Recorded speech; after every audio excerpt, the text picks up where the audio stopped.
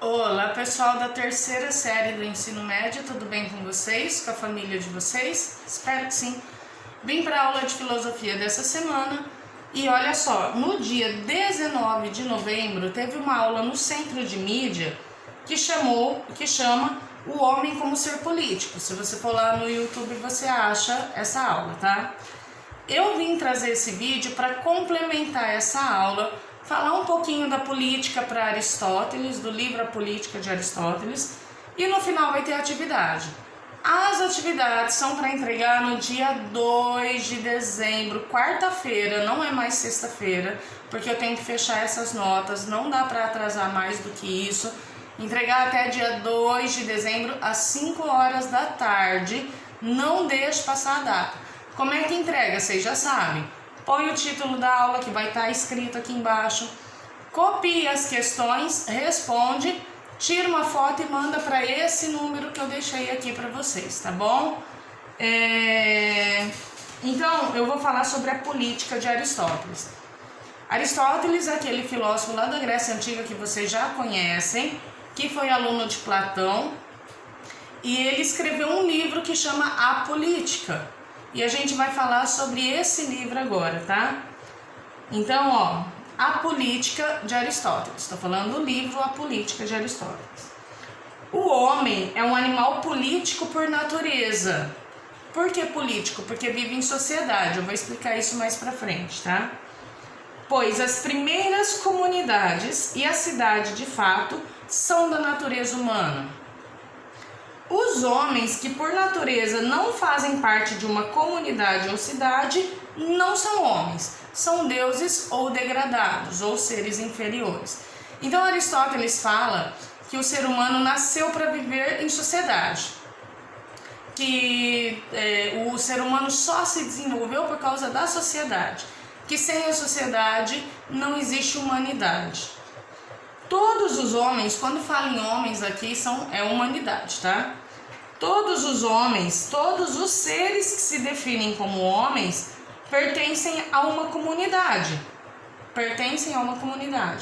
Possuem o dom da palavra, seja ela falada ou gestual.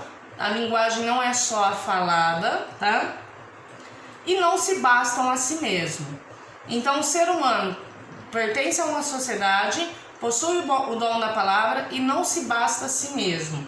Ai, professora, mas a minha mãe, sei lá, alguém, ela trabalha e ela compra as coisas dela e ela é independente, ela não depende de ninguém, ela resolve tudo sozinha. Gente, a gente depende de outras pessoas mesmo hoje, naquela época também, mas mesmo hoje. Essa minha camiseta aqui, de algodão, vocês acham que eu plantei o pé de algodão no fundo da minha casa, esperei crescer, fiei o algodão, teci para fazer essa camiseta? Não, gente. Eu paguei alguém que fez tudo isso para mim. Por isso eu dependo do trabalho dessa pessoa, porque eu não vou plantar no quintal da minha casa algodão para fazer uma camiseta no final. Por isso eu dependo de uma pessoa. Ah, mas você pagou. Eu paguei, eu troquei por dinheiro por um trabalho que alguém fez para mim.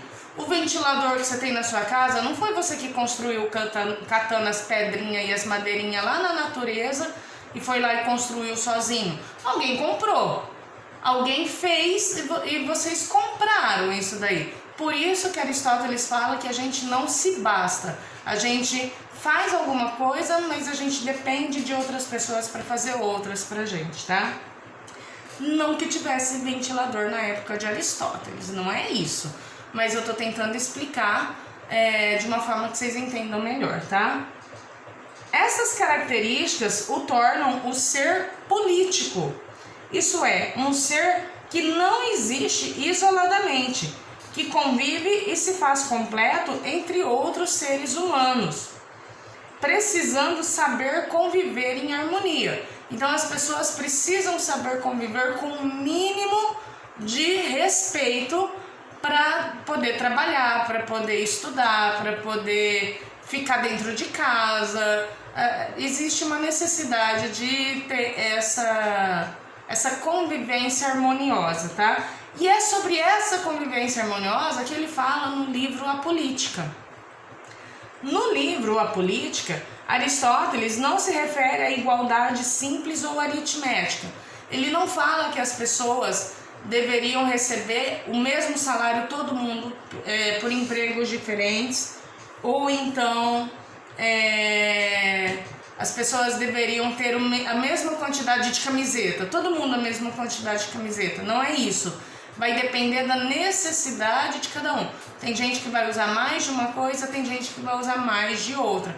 Por exemplo, se fosse uma igualdade aritmética, então todas as pessoas teriam, por exemplo, um terno, um conjunto de terno.